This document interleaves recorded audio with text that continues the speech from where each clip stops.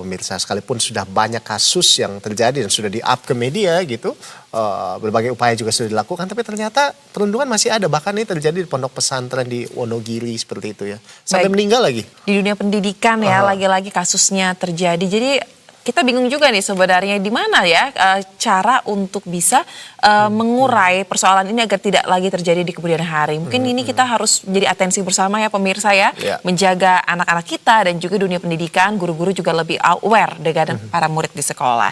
Nah, kita beralih ke informasi lainnya pemirsa.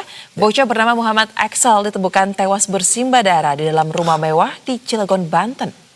Ya, lagi-lagi anak tewas ya Zoza ya. Nah, ini anak berusia 9 tahun itu ternyata putra dari politikus Partai Keadilan Sejahtera atau PKS, Maman Suherman. Nah, kematian Axel menyimpan sejumlah misteri.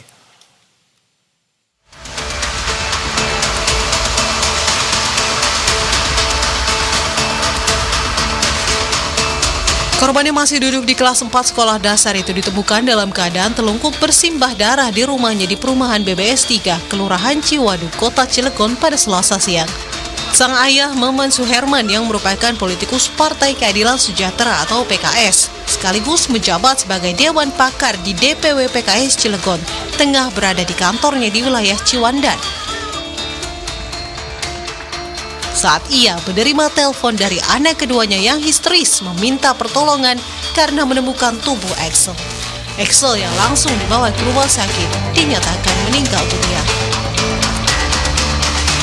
Dari hasil pemeriksaan, polisi menemukan 22 luka pada tubuh Muhammad Axel, terdiri dari 19 luka kekerasan benda tajam dan 3 kekerasan benda tumpul.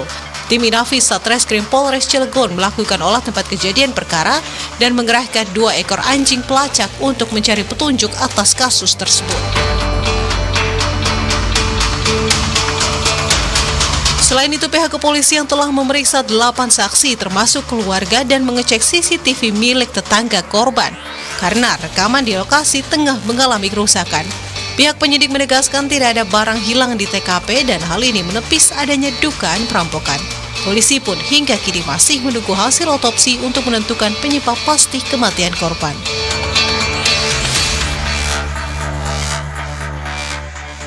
Kita jelaskan, dalam hal kita masih melakukan penyelidikan untuk jumlah saksi sementara yang sudah kita lakukan pemeriksaan itu ada 8 orang.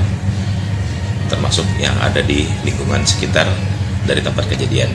Untuk dari penanganan pertama, kita sudah mengamankan TKP, sudah melakukan visum. Kita sedang menunggu hasil otopsi dari korban.